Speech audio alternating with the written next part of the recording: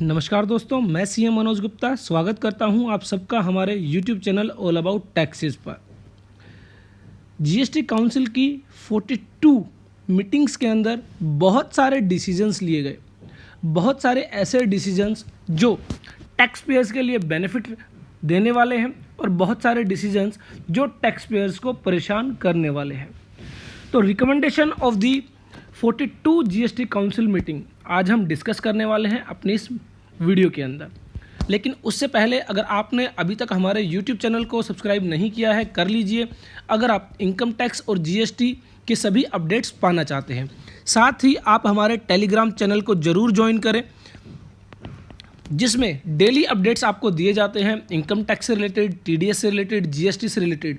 साथ ही बहुत सारी इंपॉर्टेंट फाइल्स, बहुत सारे इंपॉर्टेंट नोट्स जो कि आप डाउनलोड कर सकते हैं हमारे Telegram channel all about taxes से। उसके साथ ही अगर आप हमारे BA स्मार्ट अकाउंटेंट कोर्स को ज्वाइन करना चाहते हैं तो ऐसे में आप कॉन्टैक्ट कर सकते हैं 9350118496 पर, या फिर आप विजिट कर सकते हैं हमारी वेबसाइट www.allabouttaxes.in पर।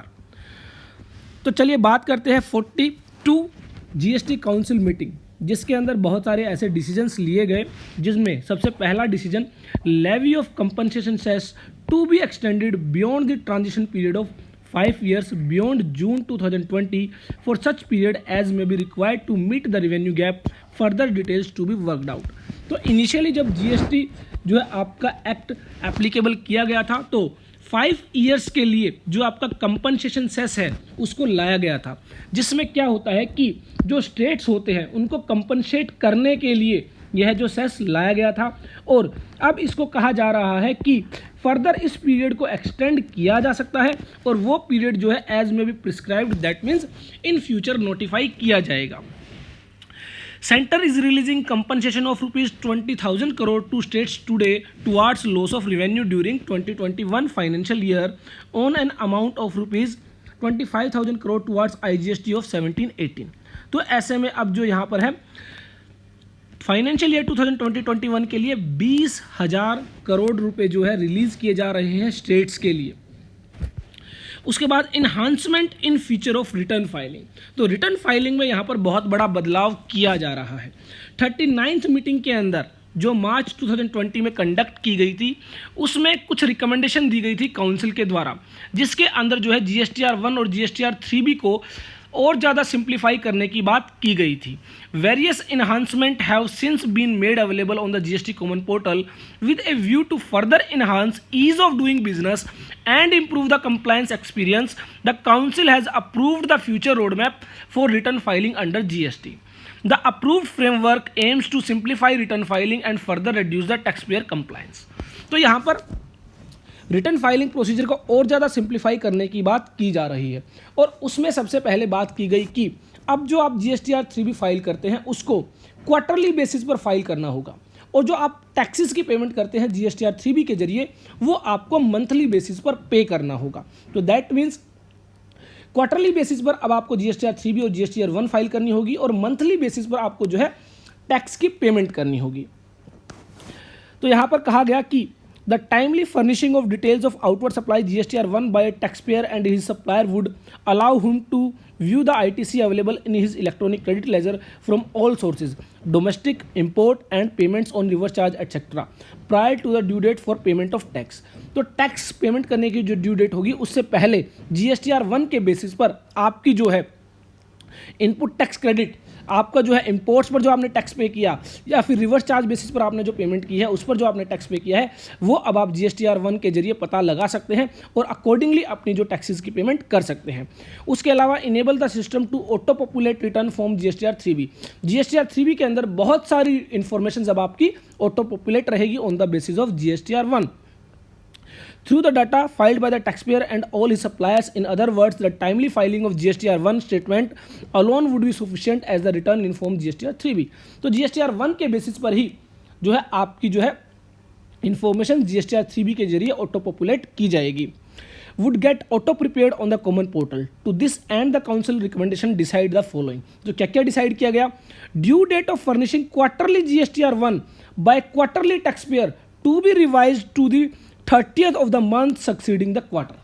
तो दैट मीन्स जो आपका क्वार्टर एंड होता है, अगर मैं क्वार्टर 1 की बात करूं, जो आपका अप्रैल टू जून एंड होता है, उसके लिए जो है आपको 13 जुलाई तक अपनी GSTR 1 फाइल करनी होगी। और अगर मैं बात करूं जुलाई टू सितंबर, उसके लिए आपको 13 अक्टूबर तक अपनी GSTR जो है 1 फाइल करनी होगी। और अगर मैं बात करूं अक्टूबर टू दिसंबर, उसके लिए आपको 13 जनवरी, और जनवरी टू मार्च इसके लिए आपको 13 अप्रैल तक जो है अपनी GSTR 1 फाइल करनी होगी, उन लोगों को जिनको क्वार्टरली GSTR 1 फाइल करने की रिक्वायरमेंट है। और यह जो सिस्टम है यह 1 जनवरी 2021 से जो है एप्लीकेबल किया जाएगा। तो दैट मीन्स अगर मैं बात करूं अक्टूबर टू दिसंबर के लिए जो GSTR 1 है वो अभी के लिए 13 जनवरी को फाइल करनी होगी, ऐसा रिकमेंड किया गया है। ये सिर्फ रिकमेंडेशंस है, जब तक इसको ऑफिशियली नोटिफिकेशन के जरिए नोटिफाई नहीं किया जाएगा तब तक आपको ऐसा नहीं करना है। तो मियरली ये सिर्फ रिकमेंडेशंस है, ऐसा सुझाव दिया गया है बाय द GST काउंसिल, और जब इनको नोटिफाई कर दिया जाएगा तब आपको ऐसा प्रैक्टिकली करना होगा। उसके बाद road map for auto generation of GSTR 3B from GSTR 1, तो जो है रोड मैप रेडी किया जाएगा जिसके बेसिस पर GSTR 1 से आपकी GSTR 3B प्रिपेयर की जाएगी। Auto population of liability from on GSTR 1 with effect from 1 जनवरी 2021, तो जब आप अपनी GSTR 1 फाइल करेंगे उसके बेसिस पर आपकी जो है लायबिलिटी जो है आपकी वो डिटरमाइन की जाएगी, और अकॉर्डिंगली जो है आप मंथली बेसिस पर टैक्स पे करेंगे। उसके बाद auto population of input tax credit from GSTR 1 through the newly developed facility on form GSTR 2B, तो फॉर्म GSTR 2B के रिगार्डिंग हम ऑलरेडी बात कर चुके हैं कि GSTR 2B के बेसिस पर क्या होगा कि जो आपका ITC है वो आपकी GSTR 3B में ऑटो पॉपुलेट किया जाएगा। GSTR 2A जो कि एक डायनामिक जो है स्टेटमेंट है जिसमें रैपिडली चेंजेस होते रहते हैं, लेकिन GSTR 2B को लाया गया जो कि एक स्टैटिक जो है स्टेटमेंट है जिसके अंदर एक पर्टिकुलर डेट पर डाटा फ्रीज हो जाता है और वो डाटा आपके GSTR 3B में जो है ऑटो पॉपुलेट रहेगा, जिसके बेसिस पर आप अपनी GSTR 3B प्रिपेयर कर सकते हैं। In order to ensure auto population of ITC and liability in GSTR 3B as detailed form GSTR 1 would be mandatorily required to filed before form GSTR 3B with effect from 1 April 2021, और 1 अप्रैल 2021 से कहा जा रहा है कि आपको GSTR 3B file करने से पहले GSTR 1 फाइल करनी होगी, चाहे आप क्वार्टरली टैक्स पेयर है चाहे आप मंथली टैक्स पेयर है। उसके बाद the present GSTR 1 3B return filing system to be extended till 31 March 2020, तो 31 मार्च तक जो है आपका प्रेजेंट जो है GST रिटर्न सिस्टम जो है एक्सटेंड किया जाएगा, और जो न्यू GST रिटर्न्स की बात की गई थी अब कहीं ना कहीं उन न्यू GST रिटर्न्स को ड्रॉप किया जा रहा है।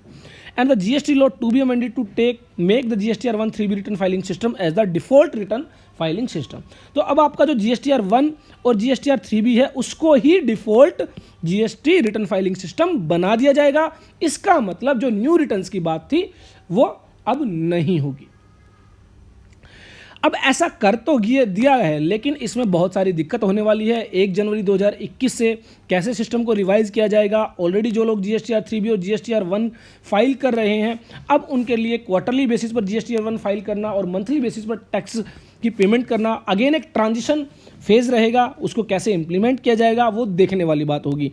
उसके बाद कहा गया कि जिनकी भी एग्रीगेट एनुअल टर्नओवर 5 करोड़ रुपए तक होगी वो अब जो है क्वार्टरली बेसिस पर अपनी रिटर्न्स फाइल करेंगे और मंथली बेसिस पर अपने टैक्सेस की पेमेंट करेंगे with effect from 1 January 2021।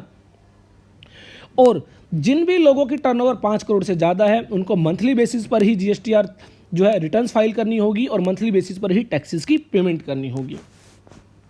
Revise requirement of declaring HSN code, HSN code में भी एक बहुत बड़ा बदलाव किया गया। जो अब तक एक रिलैक्सेशन दी गई थी कि 1.5 करोड़ रुपीस तक आपको कोई HSN कोड मेंशन करना नहीं जरूरी नहीं है। 1.5 करोड़ से 5 करोड़ रुपीस तक आपको जो है 2 डिजिट और अबव 5 करोड़ रुपीस है जो आपको 4 डिजिट HSN कोड मेंशन करना होता था।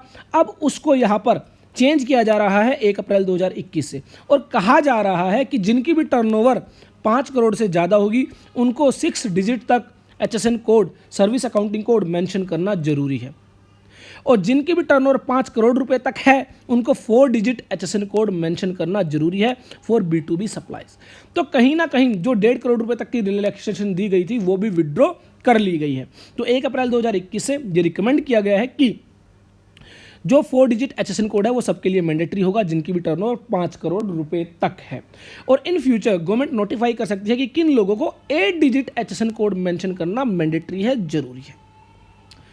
उसके अलावा CGST रूल्स में अमेंडमेंट की जानी है। वेरियस अमेंडमेंट जो है कि जो फॉर्म CMP 08 है GST कंपोजिशन डीलर के द्वारा फाइल किया जाता है, पेमेंट की जाती है टैक्सेस की, वो अगर नील है तो वो SMS के जरिए भी की जा सकती है। और साथ ही जो रिफंड दिया जाएगा GST रिफंड, अब वो ऐसे अकाउंट में दिया जाएगा जो आपके आधार और पैन से लिंक होगा 1 जनवरी 2021 से। उसके अलावा कुछ यहाँ पर जो डोमेस्टिक लॉन्चिंग है सैटेलाइट्स की, उनके लिए जो स्टार्टअप्स बनाए गए हैं उनको एक रिलैक्सेशन दी गई है, उनको एग्जम्प्ट किया गया है। To increase domestic launching of satellite particularly by young startups, the satellite launch service supplied by ISRO, Antariksh corporation limited and NSIL would be exempt. तो ये बेसिकली कुछ रिकमेंडेशंस दी गई GST काउंसिल के द्वारा। इसमें जो परेशानी वाली बात है कि अगेन फिर से कुछ चेंजेस किए जा रहे हैं कि जिनकी टर्नओवर 5 करोड़ तक है उनको क्वार्टरली GSTR 3 भी फाइल करनी होगी और मंथली बेसिस पर टैक्सेस की पेमेंट करनी होगी।